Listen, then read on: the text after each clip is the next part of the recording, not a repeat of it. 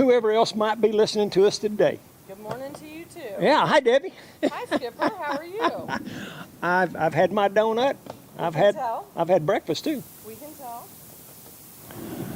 Never mind, I'm not going that way. I changed my breakfast today. I always eat a bacon and egg sandwich with mayonnaise. $5. You get a BLT and an egg, it's $12. Lettuce and tomato must be expensive at that restaurant. That was the only difference. But anyhow, we welcome you here. We are on our last day. Okay, you need batteries. Hers need batteries, mine didn't. But we're on our last day of all the documents we need for a living will, and all the different things we need to set people in place in case we cannot make decisions for our medical health or our finances or our will, whether things go to probate or not. There's so many things that we need to know to be prepared that will help our family get through death better. I know families that they've gone to the extent that they totally arrange their whole funeral. It's paid for, everything's picked out, they know who the pallbearers are and what songs they're going to sing. So, and even how the people are going to dress. Well, I remember that one. I think many of us were at it. Just saying. So what we want to accomplish with this class, one of the things, Debbie, and you jump in, is we want to help you help your family get through this difficult time the best they can. You know, absolutely. And think about the different things that can come up. We've been raising different issues. We've been telling different stories. The reason for that is, we all go along happy-go-lucky, thinking that everything's going to be fine and somebody else will take care of it when we die. But the havoc that it wreaks on a family is unbelievable. You can turn it up. Just keep talking. Okay. There's no reason for there to be havoc wrecked and for a family to split just because everybody is trying to figure out what you wanted done with what you had. Because everybody has in their mind, well, I'm going to get that, and I want that, and this may be something that's important to me. But somebody else in the family may be thinking the same thing. Yeah. So this takes all of the assuming, which has a very interesting connotation with the assume. What does that mean? Makes a donkey out of you and me, to keep it nice. But this takes all of that out of it. And the worst case is you personally become incapacitated before you die. And did you plan for that? Yeah. We never want to believe that our mind is going to go. We never want to believe that something is going to happen to us that we hadn't controlled or planned for. But things happen unexpectedly, and that's the rest of the planning that goes into these documents so that there's no question of who's going to be your health surrogate, who's going to be your power of attorney, who's going to take care of and administer your will at the end of the day. Yeah. So these are just all the different things that we've been talking about over the past couple of weeks. Yeah. And I have a question. So last week, handed out a paper that was homework. The homework paper looked like this, without all my writing on it. And it has the 7 steps for how to make your will. And one of the things that I'm curious about is, were you surprised at some of the things that you thought of when you were actually creating or going through your list of things that maybe were going to somebody in particular, whether it's your jewelry, whether it's your tractor, whether it's your animals? What's your plan? what's going to happen to them? Anybody surprised? I saw one head. Yep. I'm going to call you out. This is the one time I really and truly get to. I know going into this that this seems like a really simple process. It's not that simple, is it? No. It makes you think of things that you really don't want to think about. And it makes you wonder, okay, so if this daughter is in charge of this, what would they do? Would they be able to handle it? If this son were in charge of this, well, okay, so now the oldest isn't the one that's the best to handle it. Now am I going to cause offense in the family? And it just, your mind just keeps going, because who is the best to do it? And sometimes I used to get offended when my family would say, oh, I'm making Deb the health surrogate, because Deb will make that decision. She's had to make it many times over the years about her animals, whether it was the horses or the dogs or the cats. So she'll make that decision. It's a whole different ballgame when you're talking about a person. And you're talking about a person who is a family member. Oh, you don't think so? Did you do that? Beverly and I was laughing like... I better turn around more so I can see you. I think I need to know what faces you're making. But anyway, and I will tell you, sometimes I wish that it wasn't so hard to make that decision for a family member who is suffering, because an animal you wouldn't let suffer, right? But a person... And then there's that thought, and many of us have had this discussion, then there's that thought, is that person going through what they're going through for God's purpose?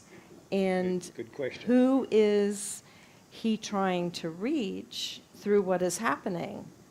And it just opens up a whole different thought process as you think of it from that perspective. So, does anybody want to share anything in particular that jumped out at them when they were working through the first part, which was list all your assets? Yes, ma'am. Microphone. Please. Please. Thank you. I didn't know who had it. From speaking with people that have taken care of an estate, I think one of the biggest things is the junk that's left behind. And they Oh, gotta yeah. clean out the house, and I mean, if we could just downsize beforehand, it'd be much easier on them. Amen. That is such a great point. That's a great point, but people who are hoarders cannot. They just can't do it. Well, and here's what they assume. My daughter wants this. No. No, she doesn't. No. My son wants this. My grandson, my niece, my nephew, whoever is still going to be left behind wants this. And the likelihood is, no, they don't. Here's my thought. You'll know because they will, sorry to keep you from speaking. You will know because they will have told you, I want this at some point.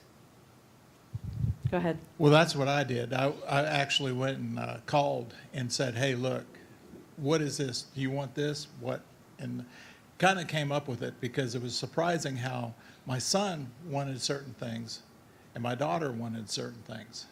So it was, one of those things that it has to be a conversation because we're not going to live forever, because we all want to go home. But it's just one of those things that you needed to really talk to them about. Right. My thought is, on this particular item, where will it be 2 years after I die? Probably in the trash. So why don't I put it in the trash before? Well, and it depends on whether it's part of the decor of your house. It depends on whether it's important to your spouse. It depends on whether it's something that will easily go and it's not just clutter. I can tell you what every child, nephew, and niece wants is your money. They'll Yes, they fight do. over it, foot and tooth, and they'll sell it and give me the money. That's exactly right. And it causes a battle. I'm Right. just like, hey, donate it to the church and just mess them up. Okay, Beverly. We'll get to that. Yeah, it's on. So my mom, she did it really well. She gave everything pretty much away before she died. So all of us in the family have pieces of her furniture and things like that. And I know that. And like I have my dad's wedding ring. And so she just gave things away along and along. Yep. And that's also a great way to do it. If you have a piece of jewelry, women, if you have a piece of jewelry that is beautiful and you never wear it, what are you waiting for? Either wear it or give it away. And I speak personally. I have a piece of jewelry that I have worn a couple of times, but I have not pulled it out in probably 6 years. What a waste. Use it. Okay, so let's, Got a question. I think talking to everyone is important because I held on to this little brooch pin. It was a sentimental value thing. It probably has no money value. But then I found a niece through DNA who, it was my mom's brooch, and I was able to give it to her, and it means the world to her. So it doesn't, it's not always just a monetary thing. It's sentimental. And having my stepmother passed and didn't, nothing, not a book, it just, there's some things that mean it's to the people that they leave behind. Right. Absolutely. They either want their money or they want something that will remind them. Now, a cute little story. My brother-in-law died a couple years ago, and he had some money. He had some money. And he had guns, and he had toys, and he had all this stuff. And a month or so ago, my sister said, "Is there anything of Rogers's that you want? Do you want any of his guns?" I said, "I'd just put them in a gun case. I'd never see them. I don't want his guns." And, "Well, is there anything you want?" And we walked by, and he had a set of boot hooks. It's a handle with little hooks. Well, I can't do that for reasons. But he also had one of those spoons that you put your shoe on with, but it's a long one. It lays right there by my slippers. Every day I think of Roger and I smile. Right. That probably didn't cost $2, and it has brought me more joy than anything money-wise he could have given me. Right. I'd have just spent the money and it been gone. Right, exactly. Okay, so speaking of money, that was the next section you were to look at. Decide who gets your money and your belongings when you die.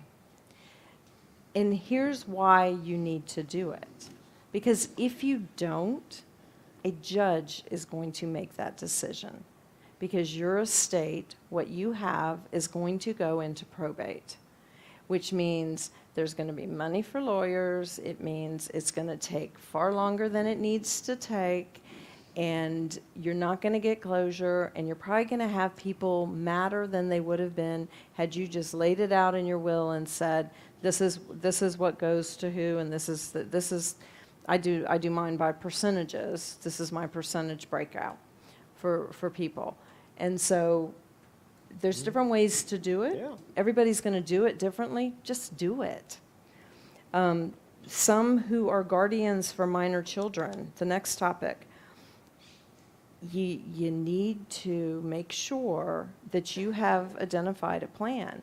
And if you're a grandparent and you're raising one of your kids, you're raising your grandkids, and you have legal authority for that, you need to be identifying who is going to be responsible if you should die. Otherwise, you leave that kid hanging. That's big. That's huge. Yeah. It happens all the time. And more grandparents are raising their grandkids these days than ever before. And so it is something that everybody here would be of pretty close to that age, not to offend anybody. But if I'm not touching that one. Here, I can't see you. But it's something that you really need to think about, and it's something you need to talk about with your kids that have kids. because they also need to do the same thing. What happens if they're in a car accident? What happens if they're walking across the street and they get hit? It happens.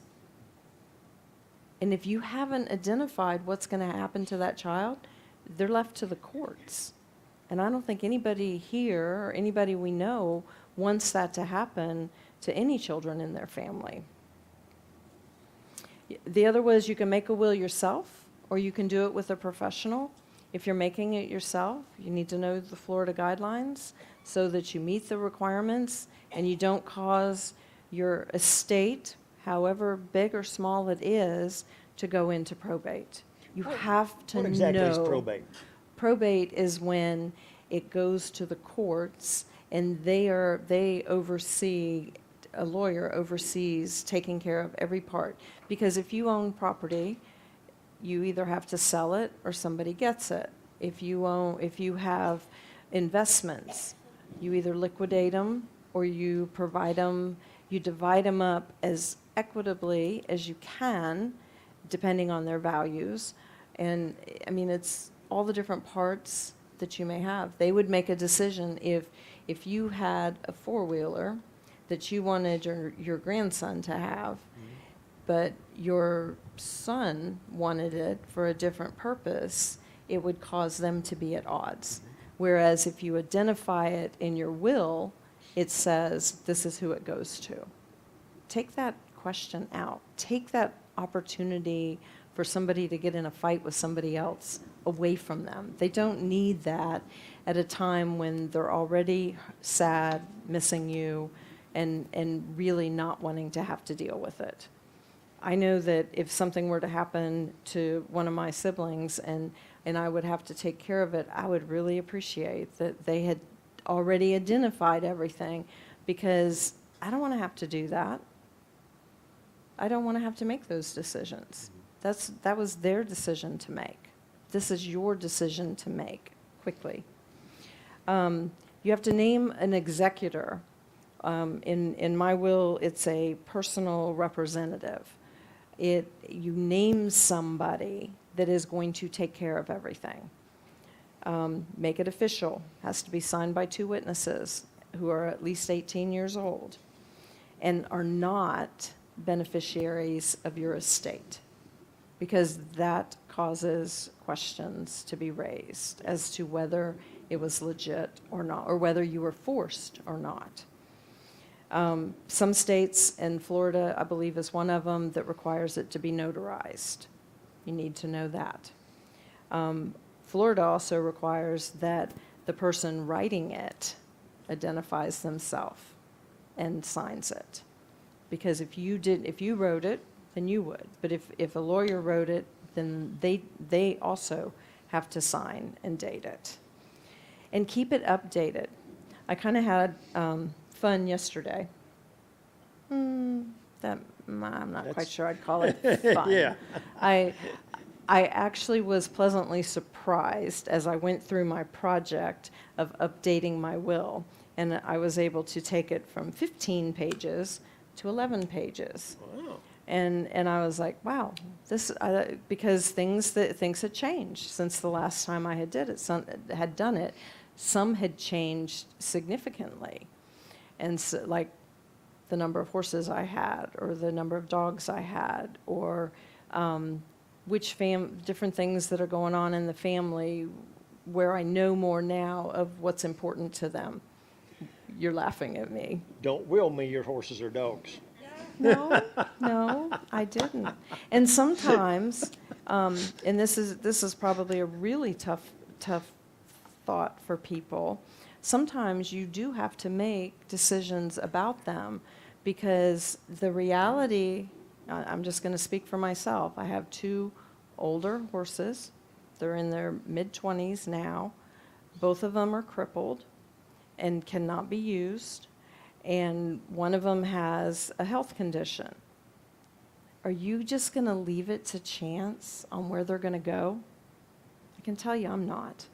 And that's a really tough decision. And I had to have a long conversation with my vet about what makes the most sense and what is right.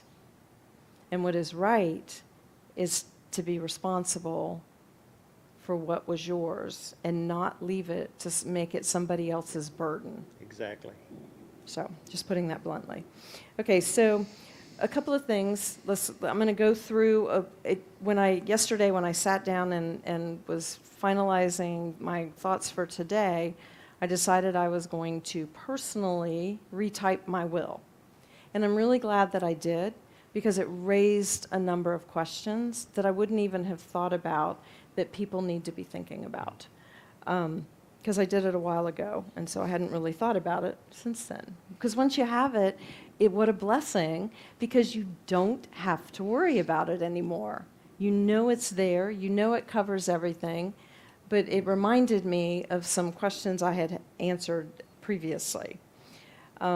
When you start out, you're talking about payments of claims, expenses, and estate taxes. It needs to come out of the residue of your estate so that it's not a burden to somebody else.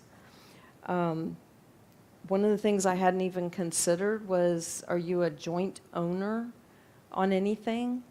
Because how is that going to be handled? Is it going to be sold and the proceeds split, half to your estate, half to the person you're joint owner with, whether it's a horse or a business or whatever it may be, piece of equipment, whatever it may be that you're joint with, how are you going to address that? Are you just going to give it to them because they were joint with you? Or do they need to buy your half out so that that half goes to your estate? You've got to think about it. Your tangible personal property. That's, for me, my horses, my dogs, my cats, my car. What am I going to do with those things? Who are they going to go to?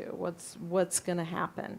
And if I'm giving them to someone, have I had that conversation with that person to ensure that they're willing to either take them or willing to take them temporarily and then place them? But you can't assume that somebody's okay with that, because they may not want to do it. And then what's going to happen? There's things, let me see. I talked about jewelry before. I talked about, to address kind of what you said, so that it's not a burden and somebody doesn't have to go through every single thing that I still have in my house. I just said that my family can come in, and whatever is not personally identified for them, the family has first option, friends have second option. Pack it all up, take it over to the Lighthouse Ministries. You don't have to go through everything. I don't expect my family to do that. I would rather everything not be dumped. I'd rather it be passed on because somebody else may could use it. I got a message when we started this class a few weeks ago from somebody, and they had a relative die, and there was people in the house the next day taking stuff, just taking it without being asked. Right. And that frequently happens. It does. It's going to happen. My thinking is, if you get the house, you get the junk. Well, and the tough part about that is, okay, so if you do that, if you give the house and you give the junk, that's great. I don't really have anybody in my family that would want. Yeah. They're city people. They don't want to be in the country. Yeah. They don't want to mess with a pool. They don't want to mess with a barn. They don't want to mess with Winds the up being things sold. that I deal with every day, and I don't even think about it. And I personally put in mine, sell it immediately. Have my personal representative immediately put it on the market so that it gets sold. The proceeds can be divvied up. And then you can do percentages of where that money goes. You don't have to put a dollar amount. You can do percentages because you don't know how much money you're going to have when that day comes. Might be a little, might be a lot. Right. But if you do percentages, it gets you there. Right, it does. The other thing that's important that I noticed in here is if somebody predeceases you, if somebody dies before you die, identify what to do with it. So that it either goes to mine, I break out certain things, and then there's a kitty at the end, I would call it, and anything left over goes into that and then gets divvied out. And so that way, it's very clear, so that they're not, now what do I do with this? You've just taken that question and concern off of them. The real property I've mentioned, you can even go so far as to identify who's going to take care of it for you. If you have a good friend who's a realtor that would be happy to immediately take care of it, identify that. My family doesn't live in this area. They would have no idea who to go to. I would much rather, if I die tomorrow, that somebody I know be taking care of my estate than somebody who doesn't know me from Adam. Yeah. So that would also be something. And when you talk about your percentages, for me, I think about how I tithe, and I would do the same with the church. It's part of closing out your final estate package. And so some people don't think about that. I did Dave Ramsey, taught Dave Ramsey for years. Still talk about it with people when they want to talk about it, and that's one of the things that he raises, so that it's not something that you leave to chance. Because you know what? I don't have anything that I have except for that God provided it. Amen. And I am going to give back when I go. Do you have a life insurance policy through the company you work for? Or do you have a personal life insurance policy? Did you identify a beneficiary? Have you checked who the beneficiary is recently? Because life changes, and a lot of times when you're in a relationship, that is who becomes your beneficiary. But when that changes, if it does, then you need to also go back and look at some of your old paperwork and make those changes as well.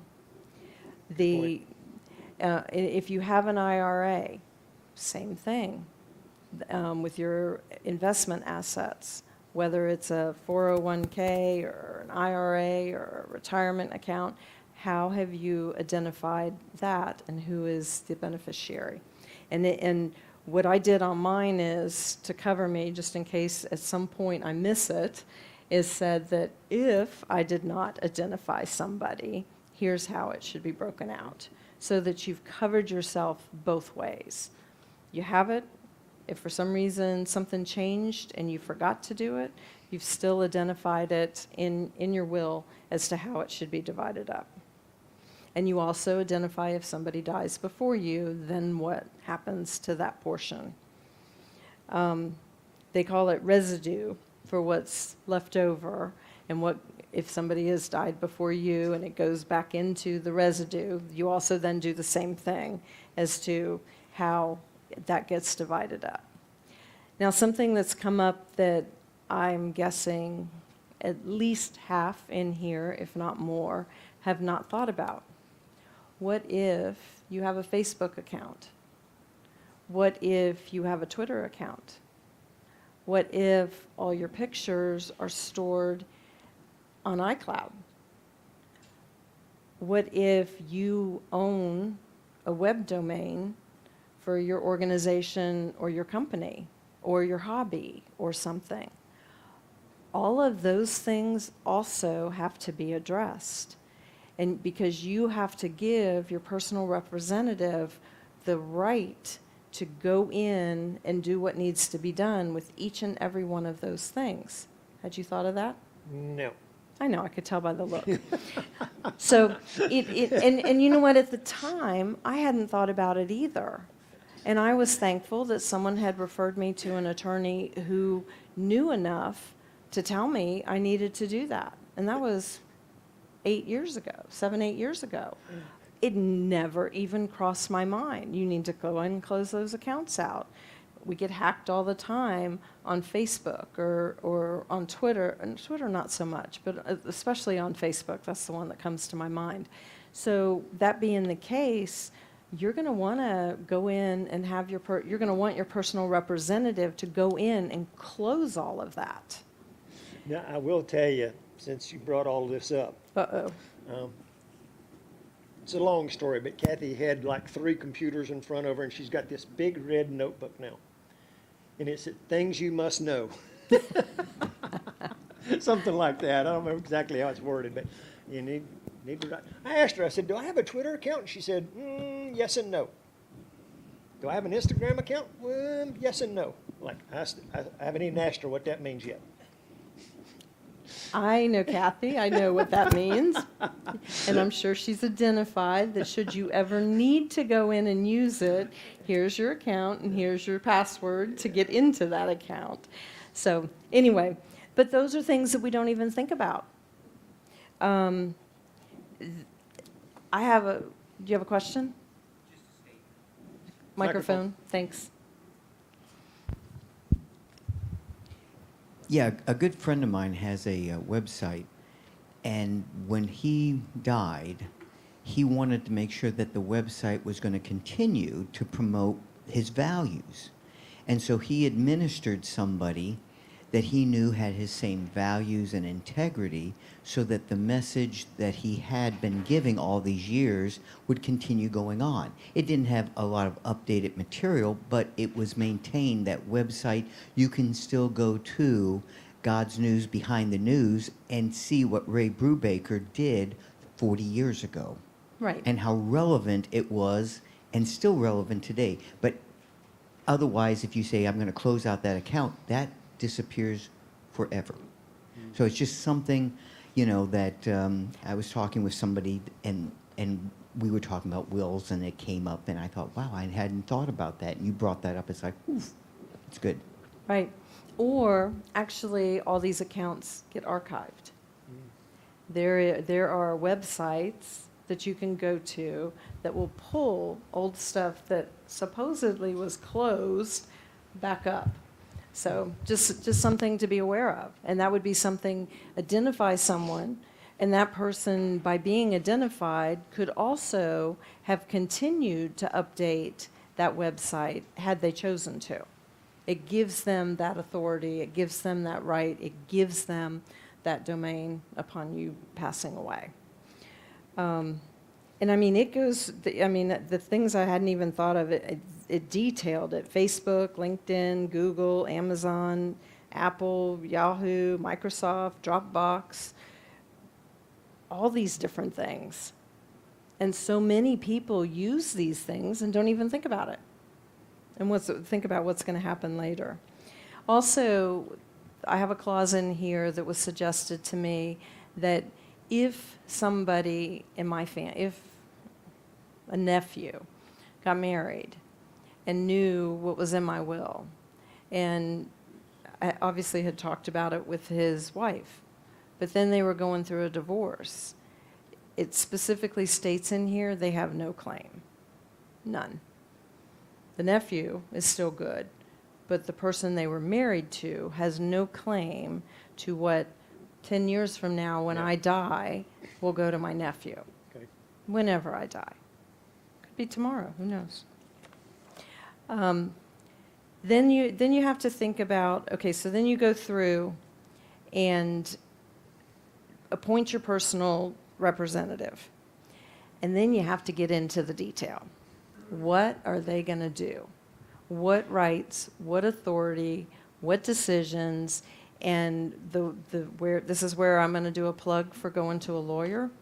That lawyer will help you with all of that, because there's many things that you don't even think of.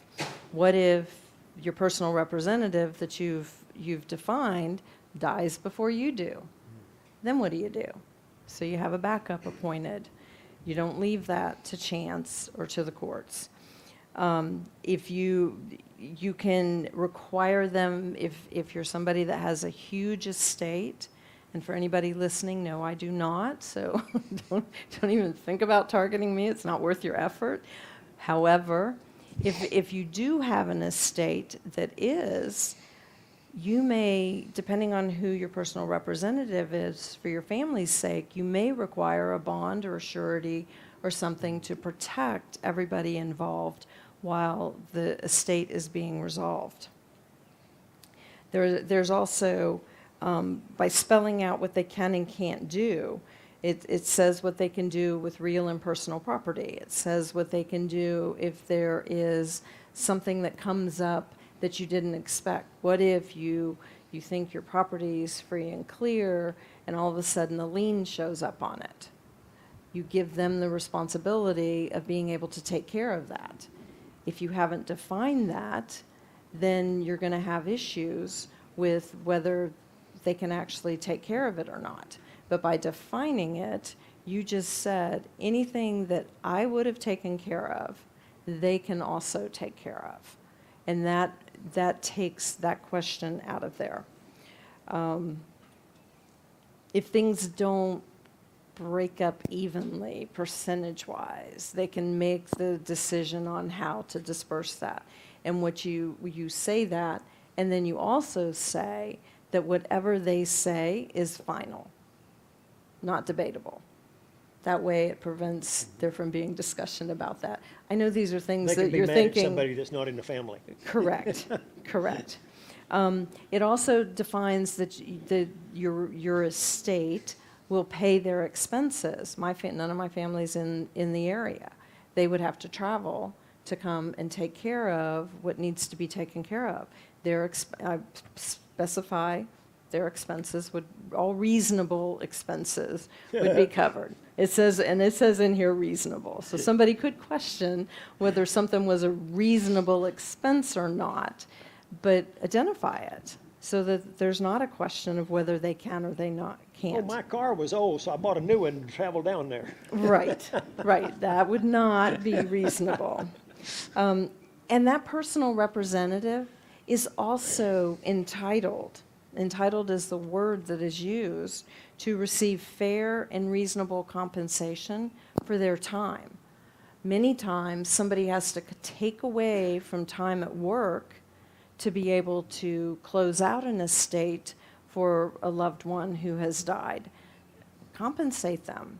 That is fair and reasonable. They shouldn't have to do it on their own dime because I died. So, was that a little too blunt? I'm trying to keep it so it's not. But you really, really need to be willing to do the deep dive and be blunt about it. Because when you go, you're not going to be there to say, well, this is what I meant.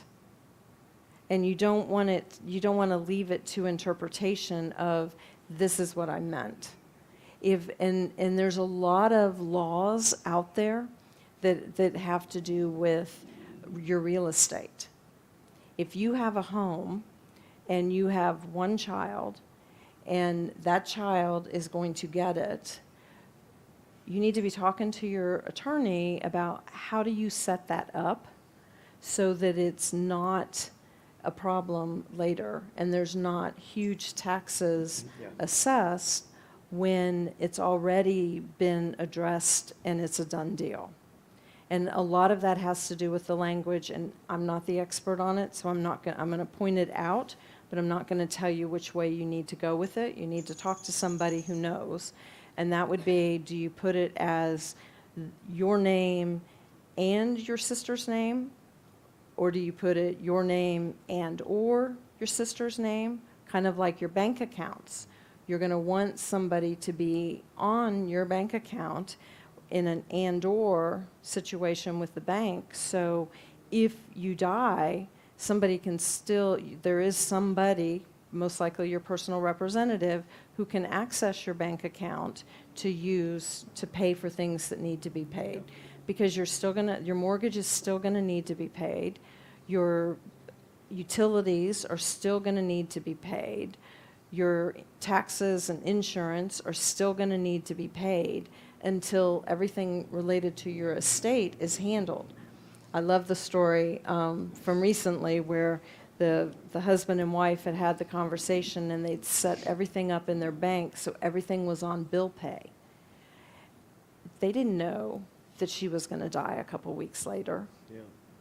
But what a blessing to him that had been done, so that wasn't one more thing he had to worry about as he's trying to figure out how to take care of the kids and the house and the various responsibilities in addition to him continuing to work. And then the final article I had in here was an article about presumption of survivorship. So what if somebody who is a beneficiary dies at the same time you die? So did you die first? Did they die first? It sounds like something ridiculous to have to talk about, but it is very real in many situations. Or lawyers wouldn't have it in a will. And it takes that out. Mine says, I will be deemed to have been the survivor, and all provisions of this will shall be construed in accordance with that assumption. No question. There's no gray area. Kathy, someone has a question? Yeah, there was just a Facebook comment about, and it came from Jody, Skipper's niece. She's been through this with her family, and so they could just about write a book on all the stuff that you need to do and not do. But one of the things she said was that your kids or whoever is on, you want on your account, they can be a beneficiary of your bank account and not necessarily on the bank account if they're a beneficiary of it. So there's just another thing to think about. Absolutely. And set that up in advance so that Yeah, that's the key word. this stuff is going to take you time. But in the scheme of things, it's going to take you a week, 2 weeks to take care of it, or it's going to take your family a year or more and cost a lot more money to take care of it, as well as potentially divide the family, Exactly. as well as add to the anguish of somebody losing a loved one. I mean, you can just, there's many, many, many different reasons why doing all of this in advance is the best thing to do. There's really an advantage of not having anything. There is. And there's advantage of simplifying so that I mean, I know I've been simple, those who know me well know that I have been downsizing and simplifying and just getting rid of stuff. And sometimes I'll ask my family, do you want any of this? No. Are you kidding? And so why would I not just get rid of it? I'm not using it. Why do I want to leave it to them and cause them extra work? Well, and the problem is we get something sentimental, but it's not sentimental to the ones we leave. But it means something to us. Right. So we get into that. Okay, and to Yeah. close my Yeah. part, and then you can take it. All right. We were going to try and have an attorney come in. We don't have one yet that's able to.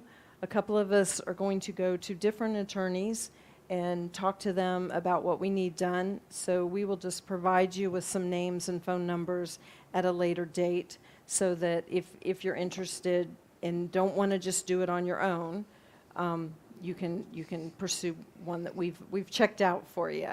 Good job. I write down questions and you answer them and I scratch them off.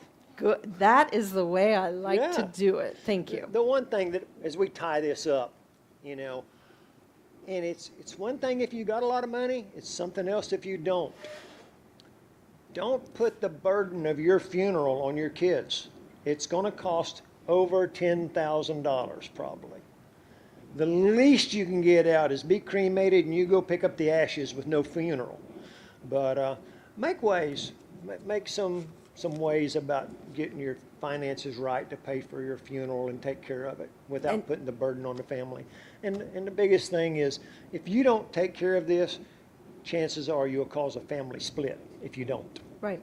And one of the things that causes a huge family split is, does somebody get cremated or do they get buried? You better take that out of the discussion forum. What are your wishes? Because that is a huge discussion. And even, I'm going to tell you, and much to, what are you laughing at? I said Well, I was know done a and now I family can that go they home. said, well, I'm going to be cremated, I'm going to be cremated. And when they died, the kids said, they're gone, we can do what we want.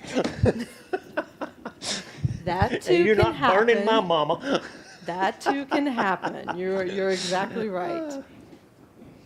Okay. One last thing. Yes, sir. Two of the greatest things that you can do for your family. Now this, what we've talked about for weeks, is important. But I also, on the spiritual side, one of the greatest things you can do for your children and your children can do for you is without a doubt, you know they're saved. That I do a lot of funerals, and I can tell the difference in who they think are saved and who they don't think are saved. So that's a huge benefit. But the other thing that would really be beneficial is if somebody's on their deathbed and the kids know they're okay with dying. I mean, like, all of Beverly's family's going to know she's okay with going. She's ready. But now, if you're on your deathbed and you're scared, I don't know, I'm scared, I'm not ready to die. That just causes so much friction with your family and guilt, and it just puts a lot of burden on the family for your pain. Because we got some people, if you bleed, they bleed. Right. And but it's really big, you know, if to know where you're going, and that's today's class at 11 o'clock. Church service is going to be about, are you 100% sure you're going to heaven? And are you okay with that? You know, the first funeral I ever did, real quick story, cowboy friend, and you know I don't sing, but there's a song that says, when we all get to heaven, what a day of rejoicing that will be. When we all see Jesus, we'll sing and shout to victory. Our problem is with that word all. If we could all go at once, we're ready.